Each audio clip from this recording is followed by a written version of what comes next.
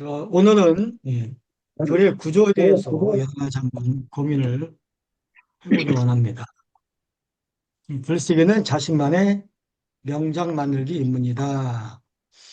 저는 AI 시대가 되었을 때 고민을 참 많이 했습니다. 과연 독서와 글쓰기는 어떤 이치를 차지할 것인가? 제가 느끼는 것은요, 점점 더 소중해지는구나. 왜냐면은 다수는 독서를 하지 않고요, 글을 쓰지 않게 되어집니다. 다 써주니까. 다 써주는 것은 결국엔 내 것이 아니기 때문에 더 힘을 발휘하지 못할 것 같다라는 생각을 많이 해서 저는 AI 시대의 글쓰기에 대해서 고민을 많이 했고요. 그 결과 이런 모임을 시작하게 되었습니다. 글쓰기란 무엇인가? 독자의 머릿속에 그림을 그려주는 것이 글쓰기다. 단순히 문장 나열이 아니죠. 챗GPT도 뭐 글을 잘 써줍니다. 그런데 제가 보기에는 구조가 똑같아요. 구조가 똑같기 때문에 과연 그것이 우리에게 얼마나 도움될 것인가라는 고민을 해주게 되는 것이죠. 그런데 우리가 사람이 쓰면은 감성을 터치하기 때문에 독자의 머릿속에 그림을 그려줍니다. 두 번째는 설득하죠. 논리로 설득하는 과정이다. 세 번째, 뼈대가 중요하다. 즉, 구조가 중요하다. 그래서 어떤 구조를 사용할 것인가라는 고민을 하게 되어집니다. 제가 좀 묻고 싶습니다. AI 시대에 글쓰기를 어떻게 생각하는가? 저는 더 중요하다고 생각합니다. 여러 가지 PPT 만들거나, 소치를 만들거나, 이런 것들은 상당히 AI에게 도움을 크게 받을 수 있다고 생각합니다. 그런데 늘 그래왔어요. 늘 그래왔습니다. 제가 목회 처음 할 때부터 지금까지 지내오면서 늘 생각했던 것은 여전히 본질은 남아있다는 것이고 본질 가치는 더 중요해진다는 것입니다. 왜냐면은 우리가 진짜 하나님 믿잖아요. 진짜 내가 말하는 것이 진짜냐 가짜냐가 결국에는 판단되기 때문인 것이죠. 두 번째 질문은 나는 글쓰기가 습관화되어져 있는가? 내 글쓰기는 습관화되어져 있는가? 세 번째, 글쓰기를 배워본 적이 있는가? 우리가 영어 공부도 하고요, 수학도 공부도 하고, 국어도 공부합니다. 다 배우죠. 전과 보고 배우고, 학원 가서 배웁니다. 과외 통해서 배웁니다. 이상하게 글쓰기는 배우지 않는 경향이 많습니다. 글쓰기도 배워야 되겠죠. 네 번째, 어떤 분야의 글을 쓰고 있는가, 쓰고 싶은가. 이게 또 중요하겠죠. 결국에는 우리가 글을 통해서 나를 만드는 과정이 글쓰기이기 때문에 글에 대한 고민을 많이 해봐야 된다. 오늘 강의 내용은 8개로 구성되어 있습니다. 전제, 글이 논리적이어야 한다. 제가 강의하는 것은 논리가 된 상태에서의 강의가 시작되는 것입니다. 제가 지금까지 제가 강의하면서, 글쓰기 강의하면서 논리에 초점을 많이 맞췄습니다. 즉, 들리는 글쓰기, 보이는 글쓰기에 관심을 많이 가졌거든요. 이제 이 운동부를 시작하면서 제가 글의 구조를 소개하면서 우리가 어떤 구조 가지고 글을 쓸 것인가에 대해서 고민을 하자는 것입니다. 첫 번째가 스캔 글쓰기, 두 번째 들리는 글쓰기, 세 번째 보고서형 글쓰기, 네 번째 PAS 기법 글쓰기, 다섯 번째 프랩 기법 글쓰기, 여섯 번째 오려 기법, 일곱 번째 초사고 글쓰기, 여덟 번째 저는 어떻게 쓰는가? 저의 글쓰기는 어떠한가를 한번 세 가지로 저의 글 쓰는 것을 한번 소개하려고 합니다. 그리고 마무리하게 되어집니다. 전제, 글은 논리적이 이어야 합니다. 사실 많은 분들이 글의 논리가 안 따라주거든요. 저도 책쓰기 코칭도 해보고 또 저희 회원들과 함께 책도 쓰고 있습니다. 글도 쓰고 있지만은 가장 중요한 부분이 논리가 안 되어져 있죠. 그래서 여러분들이 논리가 되는 습관은 내가 만드는 것입니다. 제가 이런 질문을 해보고 싶은 것이죠. 논리가 안 되면은 우리가 독서와 글쓰기로 부족을 채워야 된다. 더 좋은 것이 주제 있는 책을 쓰면은 잘 확보가 되어집니다. 우리가 글을 논리적으로 만들기 위해서 필요한 것이 아웃풋이죠. 인풋은 내가 글을 많이 접하는 것입니다. 독서하는 것이죠. 그럼 저도 거의 날마다 독서합니다.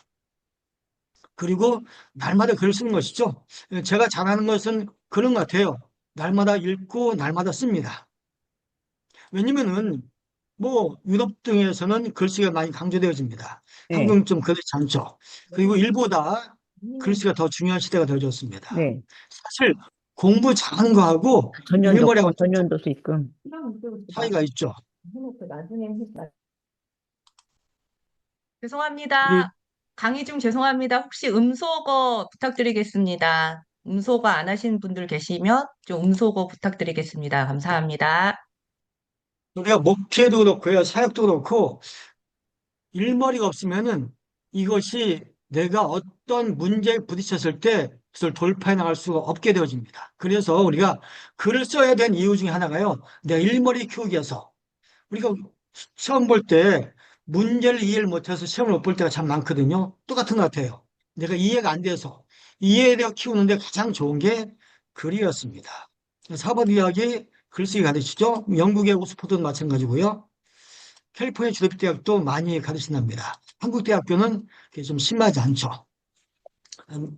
다섯 번째, 논리적 글이어야 된다. 왜냐면요, 좋은 글의 요소가 네 가지 있습니다. 말이 되는 글, 감성적인 글, 구체적인 글, 상상을 쉽게 하는 글. 기본이 논리예요. 그래서 우리가 기본은 갖추고 이 땅을 살아가야 되겠죠. 기본이 안 되어지면은 그다음부터 우리 삶에서 많은 어려움을 겪게 되어지는 것입니다. 그 외에 글이 논리적이 되는가? 글쓰기의 기초입니다. 두 번째, 설득력이 좋아지겠죠? 세 번째, 좋은 데이터가 만들어집니다. 내가 논리가 있을 때요, 그 데이터가 좋은 데이터 되는 것이지, 논리가 없다면은 그 데이터가 좋지 않을 수가 있다는 것입니다.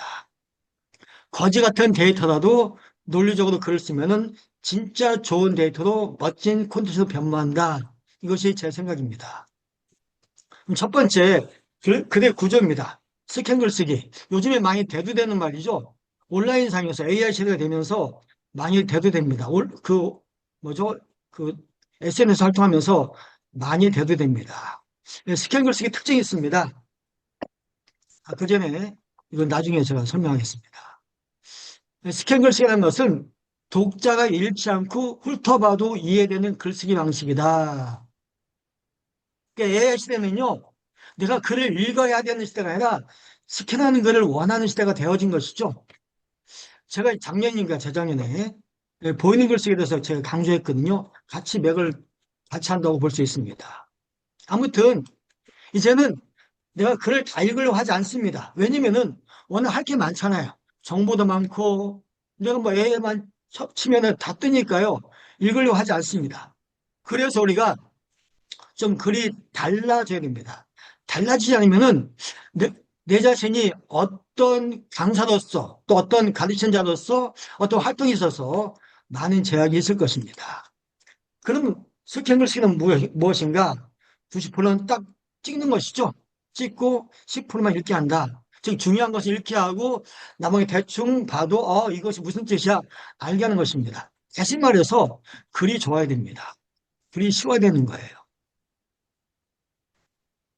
내가 눈이 이해하는 방식, 내가 말로 읽는 것이 아니라 눈을 읽을 수 있는 글, 단문이 중요하겠죠?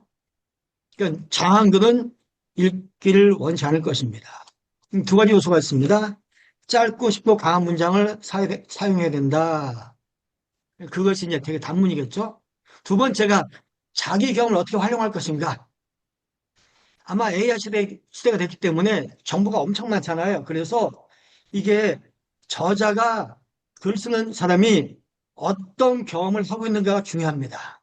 그리고 어떤 삶을 볼 때 통찰력을 갖고 있는가, 어떤 남과 다른 창의성을 내보이는가, 어떤 생각의 깊이를 보여줄 수 있는가, 어떻게 유험을 했는가, 이게 더 중요해지는 것입니다. 다시 말해서 내 경험, 사실 우리가 단문이거나 경험들은요, 그냥 뭐 읽으려고 하지 않습니다. 그냥 첫 번 보이거든요. 그러면서 스캔 글쓰기가 중요하다. 블로그 글, SNS 글, 마케팅, 자기발 등에 많이 쓰는 글입니다. 작가는 가급적 사용하지 않습니다. 두 번째, 읽히는 글쓰기, 들리는 글쓰기죠. 우리 아트솔 연구원에서 설교는 설교 트렌드 2025에서 첫 번째 기 부제가 들리는 글쓰기였습니다. 들리는 설교였죠. 설교가 들려야 됩니다. 제가 늘 강조했던 요 들리는 글쓰기는요, 설교에 많이 접목되어집니다. 설교글이 되게 이런 형식으로 되어져 있어요. 설명, 논증, 적용에 논증 중심의 글쓰기가 들리는 글쓰기다. 설교에 많이 사용합니다. 제가 주로 많이 강조했고 가르쳤던 것이, 왜냐면 제가 설교자를 가르치다 보니까 논증 중심의 글쓰기를 많이 가르쳤고요. 매 해마다 지금 안 하는데 논증 세미나 몇 번씩 했습니다. 그러니까 남이 쓰는 글을 많이 분석했죠. 특히 설교자를 많이 분석했고요. 또 유명한 작가들도 이 글쓰기 방식을 많이 따라서 합니다. 사실은 좋은 글쓰기 방식이에요. 기본적인 글쓰기 방식인데 가장 좋은 글쓰기 방식입니다. 원래 글쓰기에서 처음 가르칠 때 논리성을 가르치지 않고요. 과연 그 글이 논증 중심인가를 먼저 체크합니다.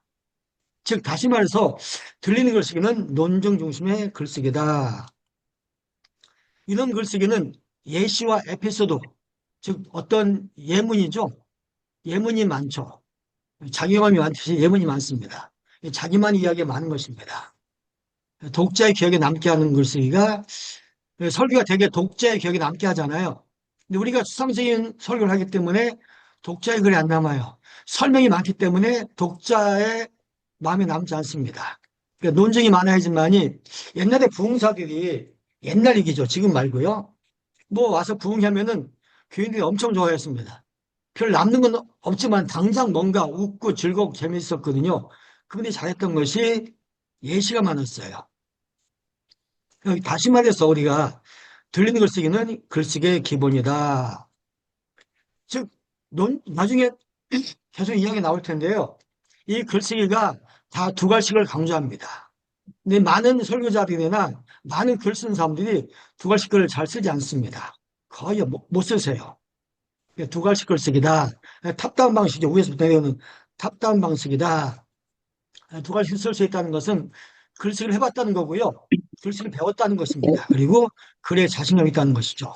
자신감 있을 때 두 가지씩을 쓸 수가 있는 것입니다. 왜냐면은 많은 지식이 필요하거든요. 사실 두 가지씩은 많은 지식이 필요합니다. 미괄식은 뭐 그냥 주저리 주저리 내가 알고 있는 이야기를 풀어내도 관계없습니다. 그런데 이 두 가지씩은 철저하게 공부를 많이 해야지만 쓸 수 있는 글이기 때문에 두 가지씩이 좀 어렵습니다. 글에는 두 가지가 있다는 건 제가 그냥 써놨습니다. 무증불신이라는 말이 있습니다. 증거 없으면 믿지 않는다. 이게 이제 들리는 글쓰기의 핵심입니다. 세 번째, 보고서인 글쓰기. 뭐 되게 이제 목회자들도 부목사들은 좀 관계가 있겠죠. 직장에서 보고할 때 쓰는 글입니다. 인정받는 보고서 쓰는 형식이 무엇인가, 구조는 무엇인가, 결론이 있고요. 근거가 세 가지 정도 있고요. 두 가지, 세 가지 정도 있고, 대안을 이야기하고 실행 계획을 세우는 것입니다. 첫 번째, 결론 맺고, 근거를 제시하고, 대안을 말하고, 해결 방안이죠. 그리고 어떻게 실행할 것인가. 내가 상사한테 보고하는 것이니까요.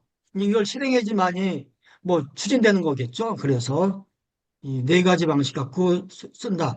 이런 방식 글도 상당히 좋은 글입니다. 내가 글을 쓸 때 잘 모르겠으면요. 이 보고서 방식의 글을 쓰는 것도 상당히 좋으세요.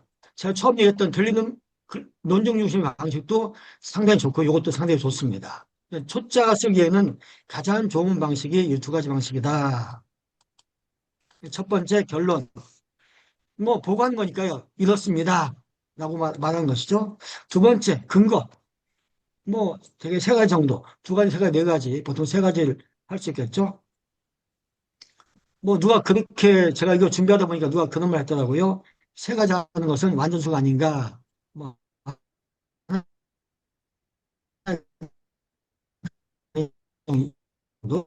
뭐 한 가지가 가장 좋겠죠. 그리고 실행 계획을 이야기하는 것입니다. 보고서는요, 짧게 해야 됩니다. 짧게. 그냥 간단하게. 뭐 옛날에 30초 보고 방식 있었잖아요. 이것도 앞에서 말씀드렸지만은 그런 두 가지씩이다. 네 번째, PAS 기법입니다. PAS 기법. 문제를 제기하고요. 문제를 심화시키고 해결책 제시합니다. 이제 우리가 전문적으로 글을 쓰려고 할 때 이 방식부터 시작되어집니다. 문제를 제기하고, 대개 이제 우리가 글을 쓸 때요, 가장 먼저 하는 것이 그 문제부터 제기해야지만이 관심을 갖습니다. 내가 두괄식으로 결론 빵 때려놓고 글을 쓰는 것도요, 관심 갖지만은 더 사람들이 관심 갖는 것은 왜냐면 문제를 안고 사니까요. 그 문제를 제기할 때, 나도 동의하는데, 나도 공감하는데, 나도 그런데라는 것이 공감되면서 관심 갖기 때문에 좀 글을 전문적으로 쓴다면 이 방식부터 사용하면 좋습니다. 문제를 제기하고, 그냥 조금, 갈등을 갖게 하는 것이죠. 문제 제기는 무엇인가? 구체적인 어려움이나 결핍을 언급하는 것입니다. 이런 고민이 있지 않습니까? 그래서 공감을 유도하는 것이죠. 이런 식으로 하는 것이 문제 제기다. 두 번째, 문제 심화. 그러면 내가 문제를 방치했을 때 어떤 결과가 나오는가? 마음을 건드리는 것이죠. 이것이 두 번째고요. 세 번째, 해결책 제시입니다. 셋째인데, 어떤 방법을 제시하는 것이 방법, 대안 제시하는 것입니다. 이런 것들이 PAS 방식이다. 다섯 번째, 프레기법입니다. 프레기법. 옛날에 그 아나운서가 되게 말 좀 하는 분들이 되게 입기법을 많이 쓰시더라고요. 저도 예전에 제가 언론정보대학원 한 학기 다닌 적이 있는데, 이때 이 방식을 많이 배웠습니다. 이 방식으로 우리가 스피치를 가르쳤었는데, 이 방식으로 많이 하더라고요. 그래서 아나운서가 가장 많이 쓰는 방식이 아닐까라는 그냥 추측만 하고 있습니다. 이것도 뭐 두 가지식이죠. 다 두 가지식에 네 단계가 있다. 첫 번째 포인트, 핵심 주장을 제시합니다. 조금 다르죠.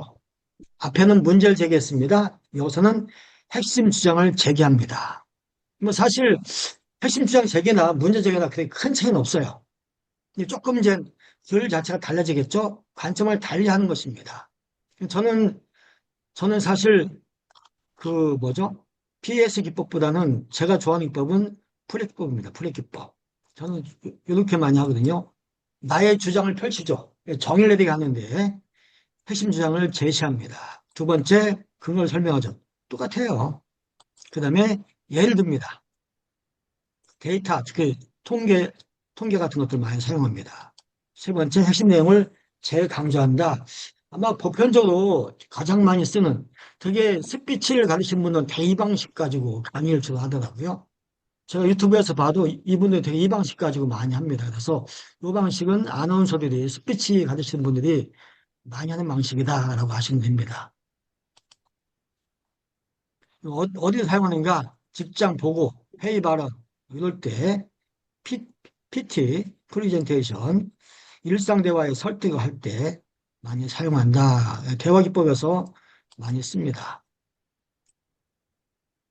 다시 말해서 결론이 있고요. 내 주장이 있는 것입니다. 자기 명제, 정의가 있는 거예요. 이유를 이야기하고, 이유는 이렇다 이야기하고, 근거를 제시하고, 결론을 재강조하는 것이죠. 이게 사실은 편한 방식입니다. 아주 편하죠. 이게 사실 임팩트가 있습니다. 긴 글에 말고 짧은 글에 상당히 좋을 수 있습니다. 청자가 들었을 때, 그래서 무슨 말이야를 바로 이야기하는 방식이 프랩 방식이다.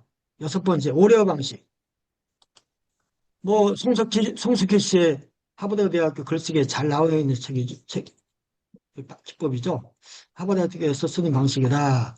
프랩과 유사하지만 제한이 추가된다. 사실 글쓰기가 이렇게 구조가 많지 않습니다.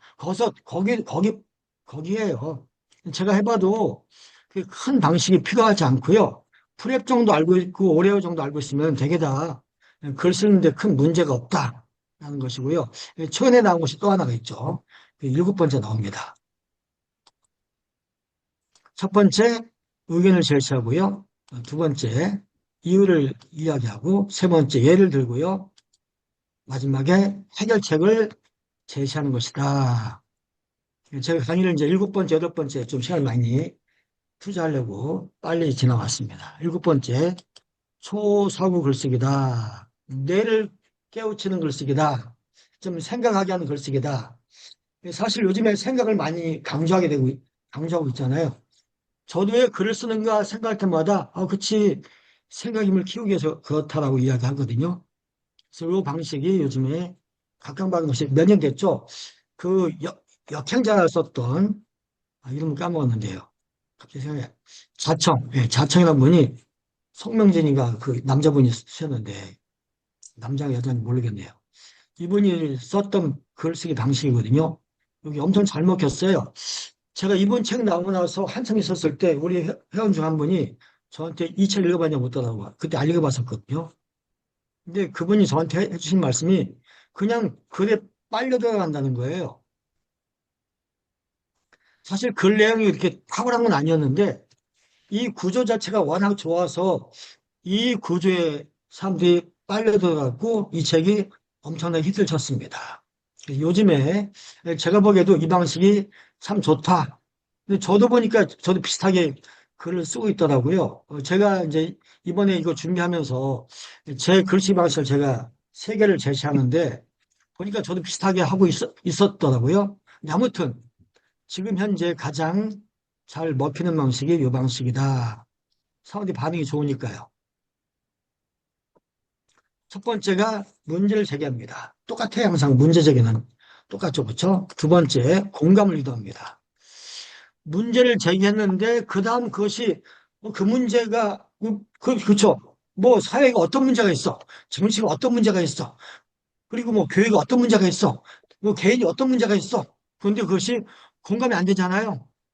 공감이 안 되는 것은 내가 문제 제기하면 안 되겠죠. 다시 말해서 내가 문제를 제기할 때마다 그것이 독자와 공감되느냐를 먼저 살펴야 됩니다. 여러분들이 한번 역행절 사서 읽어보시면서 한번 구조를 분석해 보시는 것도 상당히 도움될 것이다. 공감되면은요, 공감이 되는 순간 뭐가 나옵니까? 그치. 그 다음 내가 공감되면서 그 다음 답이 저절로 나옵니다. 어떻게 이걸 풀면 되지? 세 번째 해결책입니다. 어떻게 풀 거야? 이게 사실 어려운 방식이 아닙니다. 사실 이 방식도 늘 있어 왔던 방식이긴 한데요. 뭐 저도 많이 써왔던 방식이더라고요. 써왔던 순서였고요. 그냥 내가 문제를 제기하잖아요. 그리고 나는 거기에 동의가 돼, 안 돼? 그래서 논증할 때도 독자와 동의가 되게끔 내가 논증을 하는 거잖아요. 그리고 거기에 대한 예를 드는 거거든요. 그럼 자연스럽게 내가 그 문제에 대한 문제를 제기했으니까 해결책을 제시할 수밖에 없습니다. 그 해결책에, 그 해결책을 제시했으니까 근거를 제시해야 되겠죠. 논증을 해야 됩니다. 다섯 번째, 행동을 유도합니다. 좀 다른 게 무엇입니까? 앞에 거가 다른 것이 딱 하나가 있죠. 행동을 유도한다는 것입니다. 앞에도 제안과 해결책은 있습니다. 없잖아요. 그렇죠? 오레오도 없습니다. 그리고 프랩도 없어요. 그 핵심을 재강조하는 것뿐이잖아요. 그 다음 PS 기법도 없습니다. 해결책 제시가 있네요. 이건 있네요. 해결책 제시하고 행동 유도는 좀 다릅니다. 아무튼 많이 달라요. 요게 참 좋았던 부분이 이겁니다. 행동을 유도한다는 거. 이제는 우리가 지적으로 많이 하는 것이 중요하지 않습니다. 이제 어떻게 그것을 내 삶으로 성행하는가 이게 중요해진 거예요. 정보가 워낙 많잖아요. 정보가 워낙 많기 때문에 그 정보를 어떻게 내과시키는가 이게 중요합니다. 어떻게 내재화시키는가 이게 중요해졌습니다. 그리고 내가 접했습니다. 경험했어요. 그래서 어떻게 내가 행동해서 내가 그것을 삶을 통해서 이뤄내는가 이게 중요한 것입니다. 여기 하나 더 들어간 거예요. 쉽게 말해서. 조금 순서가 바뀌었죠. 다른 거 좀 순서가 바뀌었고요. 공감. 워낙 시대가 공감의 시대니까 공감을 하나 들어갔습니다. 원래 이 근거는 있었고요. 해결책도 있었습니다. 행동 유도하고 공감이 들어간 것이죠. 요 두 가지 들어갔는데 글이 확 달라지더라라는 것이 요즘의 평가입니다. 제가 보기에도 뭐 이렇게 다 쓴다고 쓰잖아요. 근데 설교자를 가르쳐 보면서 늘 듣던 말이 뭐냐면은 어떻게 적용해? 행동 유도를 어떻게 해? 이게 관건이거든요. 이게 쉽지 않은 거예요. 어렵다는 것입니다. 그래서 우리가 글 쓸 때마다 그냥 쓰지 않고요. 내가 어떻게 공감하게 해줄 것인가, 어떻게 행동을 유도하게 할 것인가, 이 두 가지를 늘 고민하면서 써야 됩니다. 왜? 그냥 문제 제기하고 해결책하고 근거는요. 그냥 우리가 늘 글을 쓸 때 몸에 박혀 있어요. 내가 글씨를 좀 배웠다면은 그냥 몸에 젖어 있습니다. 글씨 안 배웠다면은 다시 배워야 되겠죠. 다만 나중에 이런 글쓰기도 한번 같이 해보려고 합니다. 요 제가 제시한 8가지 방식을 가지고 한번 공부를 해보려고 하거든요. 어떤 차이가 있는가? 뭐가 더 좋은가? 뭐가 더 먹히는가? 사실은 제가 이거 강의하는 것은 책 쓰기에 필요한 기법들이거든요. 글쓰기에 포함되지만은 책을 쓸 때 필요한 기법이세요. 제가 지금까지 주로 했던 강의가 다 글쓰기 강의였거든요.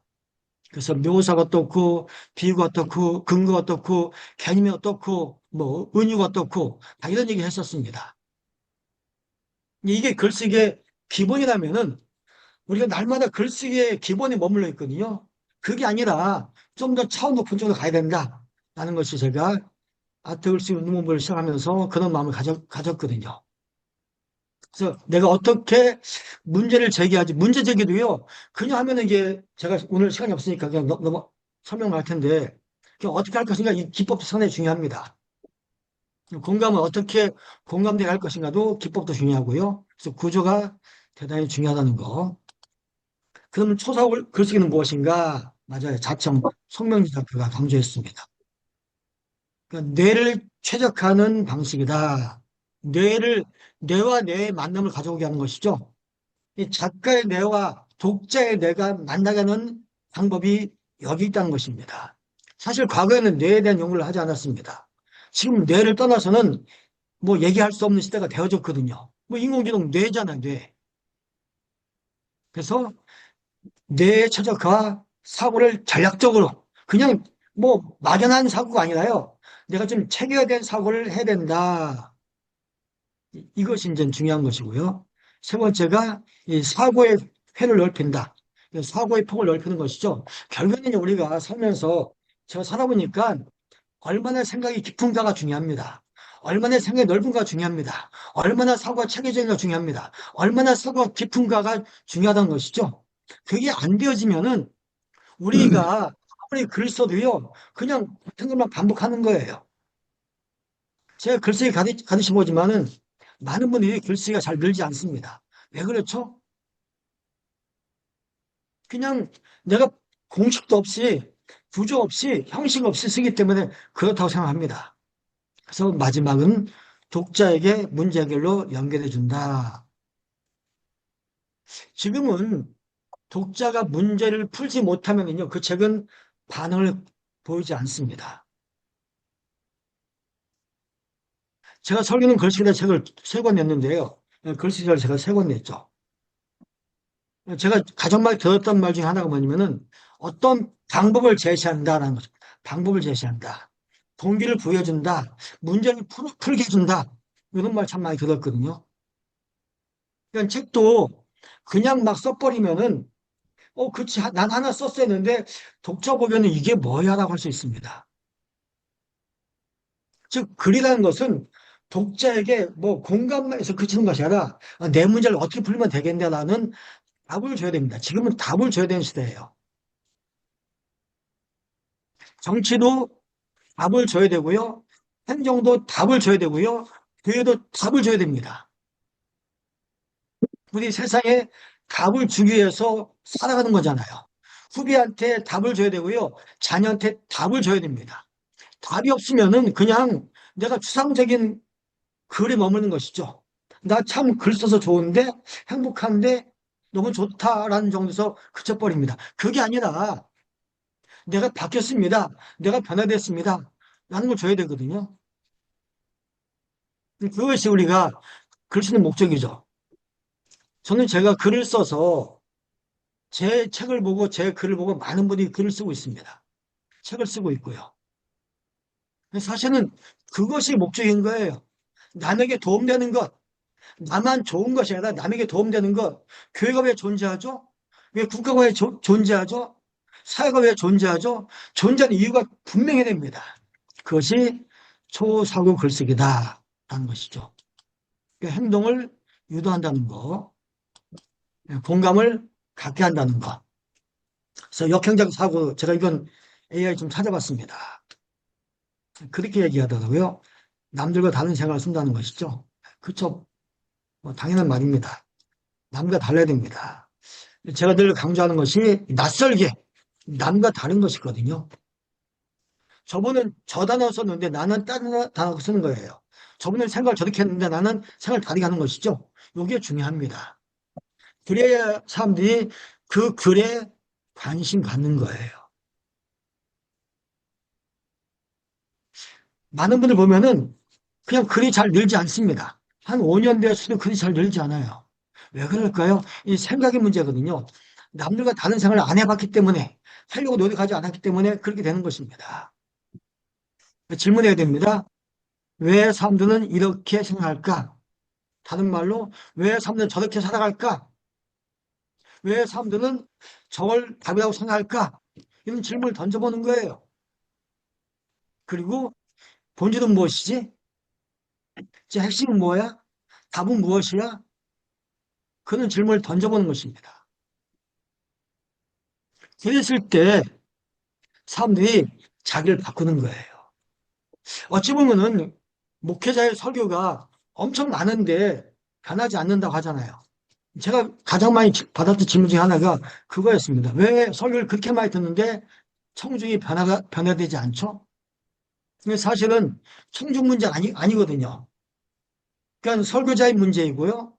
뭐 대통령의 문제이고 정치가의 문제이고요. 행정가의 문제입니다. 근데 우리는 되게 이 청자에게, 독자에게, 청중에게 문제를 다 떠넘깁니다. 그게 아니라 그들이 나의 어떤 주장 때문에 어떻게 삶을 살게 되어지고 어떻게 좀 더 발전되어지고 어떻게 조금 더 삶이 나아지는가 그것에 초점 두고 글을 쓰는 것이 우리가 써야 될 글이다라는 것입니다. 일곱 번째, 저의 글쓰기입니다. 제가 최근에 썼던 글을 제가 과감없이 분석했습니다. 첫 번째거든요. 제가 최근에 썼던 글을 분석한 것입니다. 제 문제를 제기하더라고요. 공감을 이야기하고 저는 반전이 있습니다. 반전. 그러니까 방향 뭐죠? 새롭게 전환하는 것이죠. 그렇다고 내가 문제를 제기한 것을 벗어나서 하지 않습니다. 그것과 연결해서 내가 조금 반전 준 것이죠. 저는 영화를 볼 때마다 늘 그런 생각합니다. 어떻게 저렇게 반전이 많지? 이 반전이 많으려면요, 대단히 글쓰기 능력이 탁월해야 됩니다.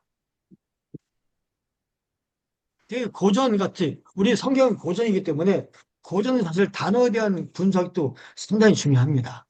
그렇지만은 제가 보기엔 글쓰기 더 중요한 것은 이 반전이에요, 반전.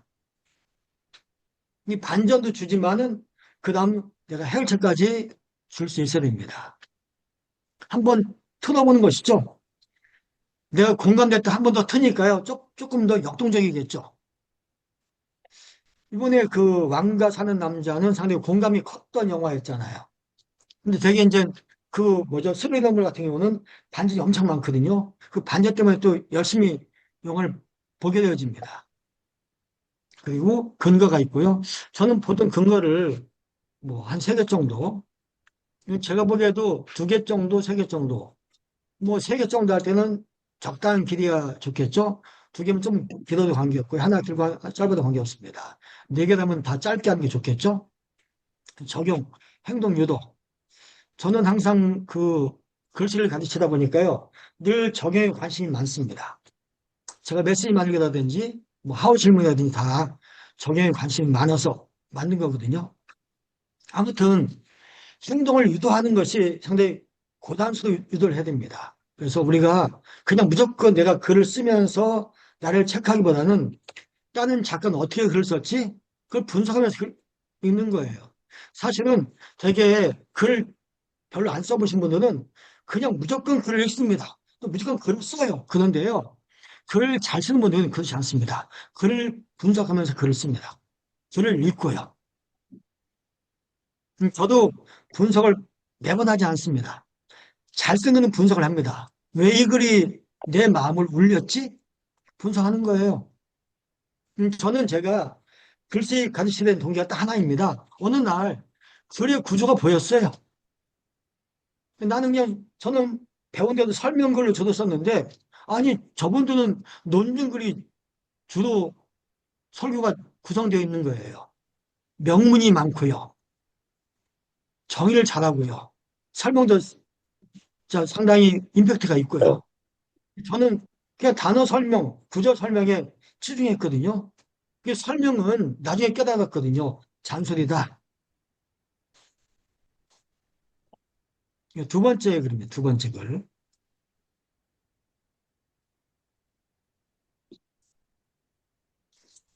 두 번째, 세 번째는요. 제가 제안하는 겁니다. 제안. 우리 그 일곱 번째 글, 초사고 글쓰기법도 상당히 이게 하나, 둘, 셋, 넷, 다섯 가지거든요. 보통 보시면은 되게 글쓰기가 세 가지, 네 가지, 다섯 가지입니다. 근데 시대가 좀 더 복잡해지기 때문에 저는 다섯 가지도 좋지만은 좀 더 요소가 많아도 관계없겠다라는 생각을 하거든요. 첫 번째 문제 제기합니다. 그 다음에 명문장을 집어넣어요. 명문장. 사람들이 요즘 책을 볼 때마다 명문장에 관심이 참 많이 갖습니다. 개념을 정리한 것이겠죠? 뭐 좋은 설명, 임팩트 있는 설명이 있으면 좋습니다. 그리고 저는 질문을 던지게 합니다. 질문. 왜 내가 그 문제에 대해서 문제를 제기했지? 질문 던져보는 거예요. 왜 이런 문제가 터졌지? 질문 한번 던져보는 거예요. 그리고 공감을 해주고요. 해결책 제시하고 근거, 행동 유도 이건 똑같습니다. 이건 달라질 수 없어요. 해결책, 근거, 행동 유도는요 바뀔 수 없습니다. 이거는 이 구성들은 똑같습니다. 다를 수 없어요. 항상 요거는 똑같이 가고요. 내가 앞에를 어떻게 할 것인가가 관건이겠죠. 문제를 제기하고 났을 때 내가 예를 들어서요. 내가 왜 저 사람은 저렇게 행동을 했었을 때요. 그럼 거기에 대해서 적당한 좋은 명문장이 있어 보세요. 그래서 그렇다라고 금방 공감합니다. 동의합니다. 독자가 동의하는 거예요. 그런 명문장은 상당히 좋습니다. 제가 이것을 그래서 저는 잘 돈 내고 쓰는 것이 아니니까 재미나게 한번 넣어봤습니다. 이 방식으로 한번 글씨를 제가 제시하고 싶은데 어떠냐고 했더니 엄청 좋게 평가받았습니다. 제가 먼저 집어넣었던 건 아니었고요. 제가 만들고 나서, 왜냐면 제가 늘 이렇게 많이 쓰거든요. 사실은 제가 첫 번째는요, 제가 최근에 썼던 글을 가지고 제가 분석한 거였고요. 소제목 하나. 그것도 뭐 두 번째는 안 했고요. 첫 번째 하나만 분석했습니다. 두 번째, 세 번째는 제가 늘 마음속에 품고 있었던 것들, 그리고 이렇게 하는 것이 참 좋겠다는 것을 늘 고민하고 있었거든요. 또 그렇게 글도 많이 쓰고 있고요. 그걸 제가 제시를 한 것입니다. 받아들이는 것이 여러분 자유입니다. 자유. 왜냐면요. 사실 글 쓸 때 글의 요소가 참 많아야 됩니다. 내 때로는 나는 그냥 자창이 쓰는 방식 쓸래. 나는 프랩 방식 쓸래. 나는 PS 방식 쓸래. 나는 오래 방식 쓸래. 나는 논중 방식 쓸래. 각자 선택하는 거예요. 근데 거기다가 우리가 행동을 유도하게끔 해주면 됩니다. 사실은. 그러니까 제가 강조하는 일곱 번째 방식을 제가 강조하는데요. 이 방식의 좋은 점이 두 가지였잖아요. 그쵸? 공감과 행동 유도. 이 방식만 내가 삽입하면 됩니다. 그 설교도 관계없고요. 뭐 칼럼도 관계없고요. 다 관계없습니다. 저는 두 번째 방식을 이렇게 한번 제시를 해보는 것입니다. 문제 제기, 정의, 개념 정리, 설명, 질문, 공간, 해결책, 근거, 행동 유도입니다. 세 번째입니다. 앞에 뭐가 다르죠? 앞에서는 문제 제기한 다음에 명문장을 제가 강조했습니다. 두 번째는 먼저 문제 제기의 공감을 강조합니다. 그리고 질문, 그리고 문제를 집어넣습니다. 정의를 그 다음 집어넣고요. 해결책, 근거, 행동 유도합니다. 조금 순서가 바뀌었죠?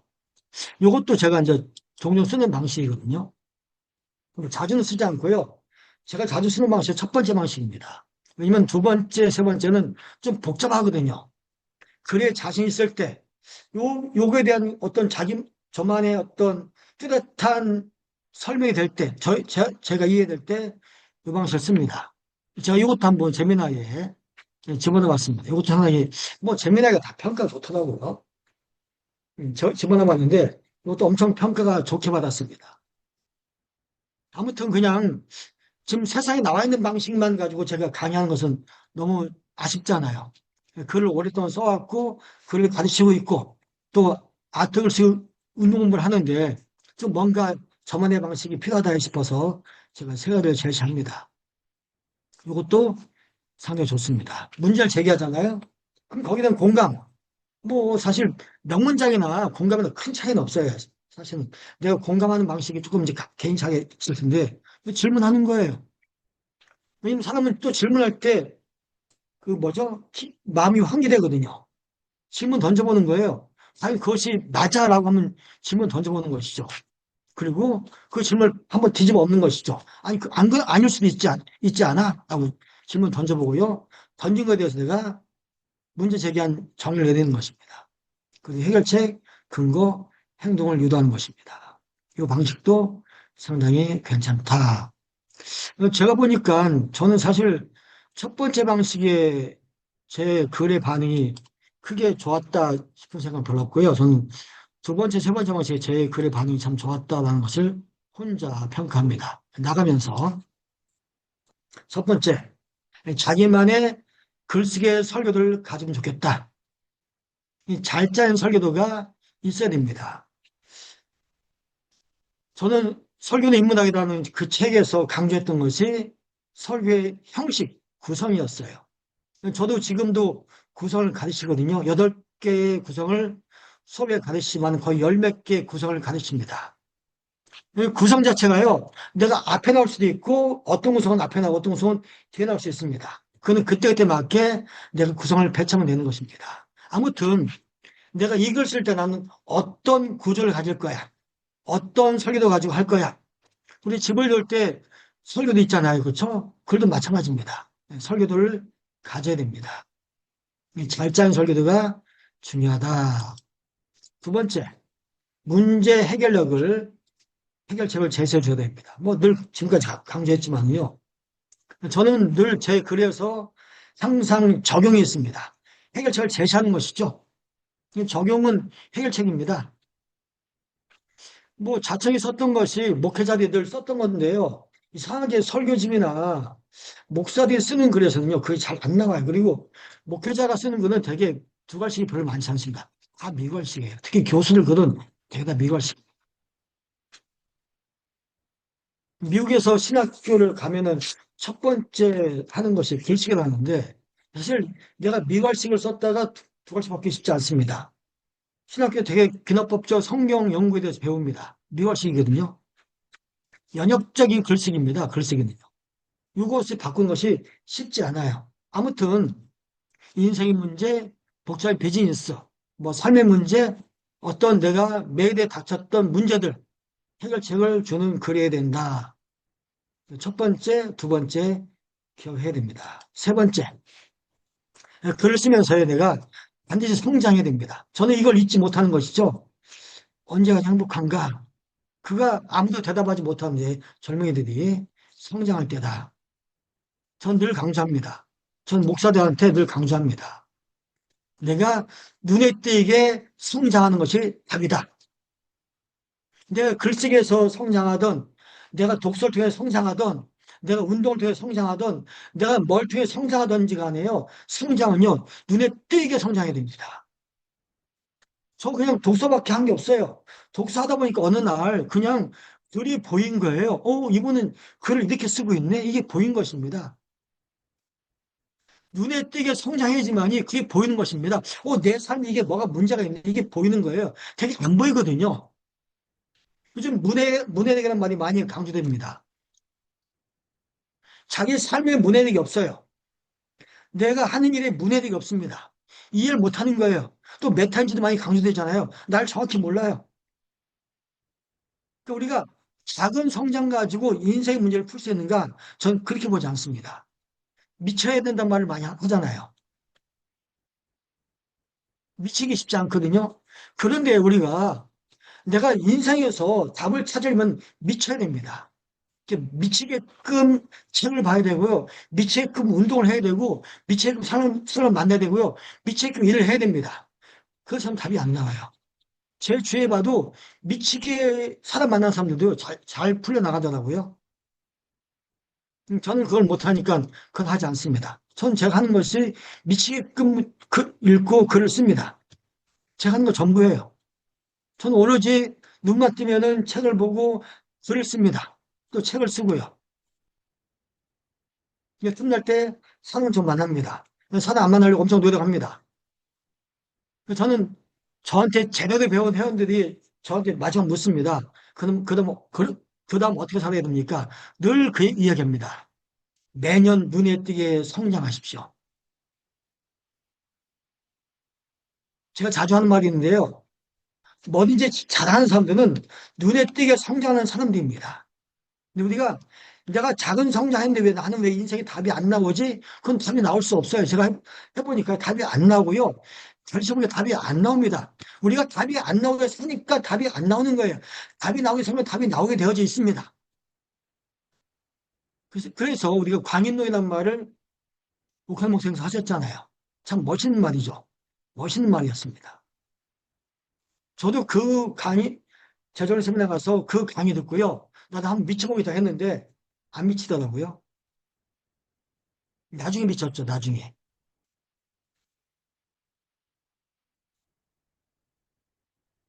우리가 살아갈 수 있는 유일한 방법은 성장하는 것이다. 네 번째, 매일 연습해. 매일 써라죠, 매일 써라. 메시처럼. 메시가 매일마다 연습한답니다.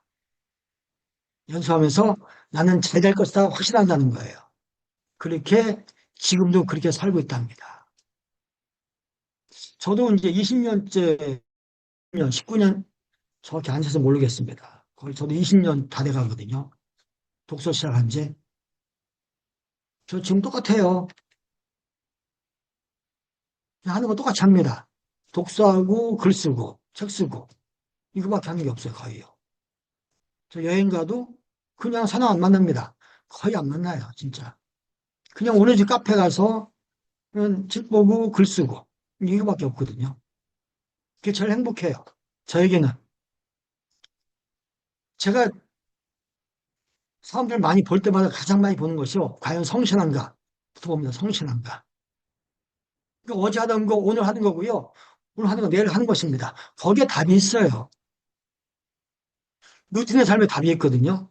근데 그게 어렵다 하시더라고요.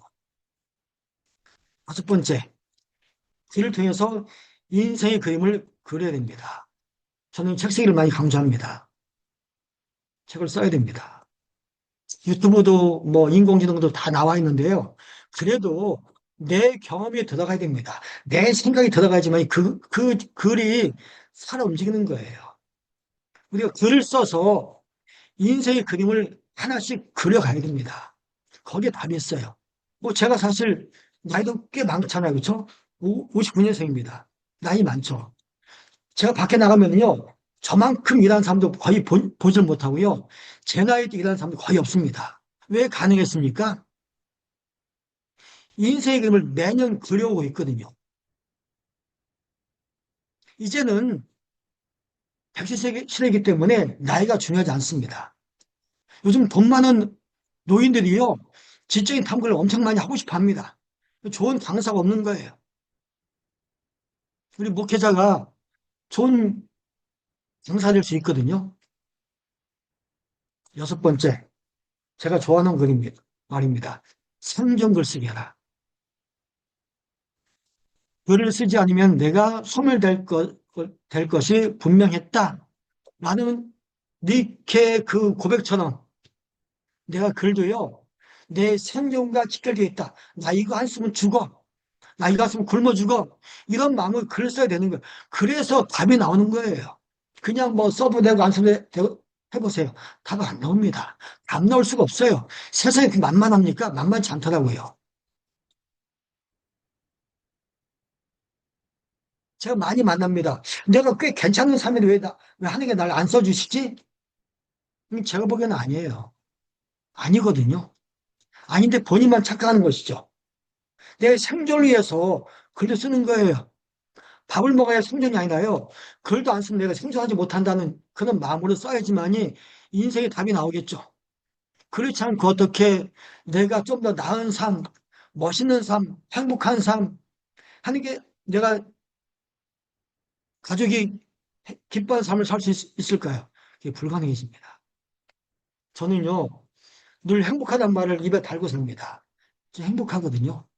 엄청 행복해요.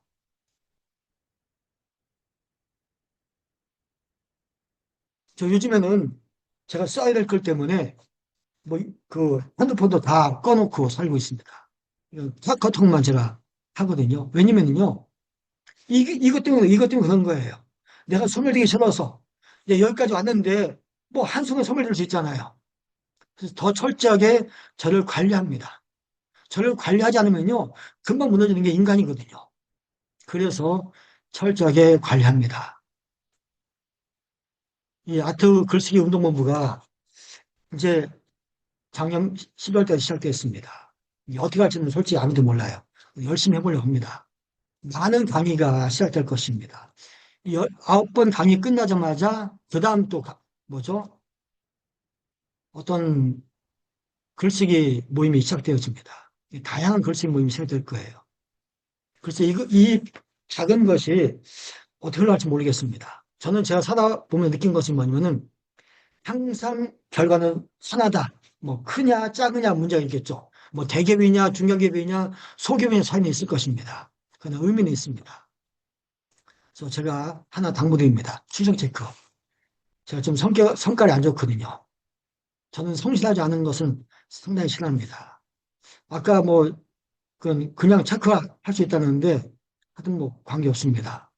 그건 제가 앞으로 하는 활동에 있어서 중요한 핵심적인 모임에는 이 기본적인 것이 잘 되는 분들과 함께 하려고 생각하고 있습니다. 그래서 오늘 제가 부족한 강의지만은 이 강의는 제가 처음 아트 글쓰기 운동본부에 제가 소개하는 것입니다. 그래서 이 부분도 같이 할 수 있으면 좋겠다라는 생각을 많이 하고 있고요. 아무튼 이 9번 강의지만은 잘 참석해 주시고 좀 많은 도움, 각자가 글 쓰면서 고민도 많이 했고요. 뭐 실패도 많이 했고 좋은 것도 많이 있었을 것입니다. 그런 강의들이 사실은 살아있거든요. 유명하다, 유명하지 않다. 저는 유명한 거 별로 중요하게 생각하지 않습니다. 그분이 어떻게 살고 있는가, 이게 중요하겠죠. 그래서 같이 이렇게 해서 더 좋은 삶을 살기를 기대하겠습니다. 감사합니다. 수고하셨습니다.